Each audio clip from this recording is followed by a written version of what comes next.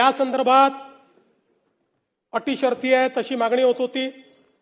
आज जवळपास आमच्या रणधीर सावरकरांच्या नेतृत्वात महायुतीचे सर्व आमदार मला भेटले आणि त्यांनी सगळ्यांनी मागणी केली की ही 50,000ची अट तुम्ही काढून टाका। त्यावेळी त्यांनाही मी आकडेवारी दाखवली।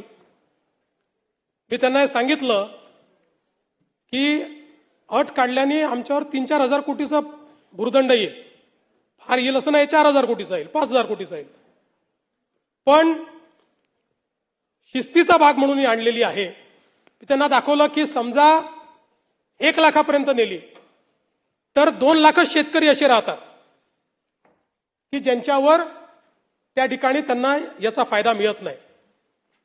पण तरी देखील सगळ्यांचं मत होतं की 2 लाख शेतकरी का सोडतात। केवळ त्याच्याकरता शेतकऱ्यांमध्ये अशी भावना होईल की कोणाला ठेवलं आणि कोणाला वगळलं।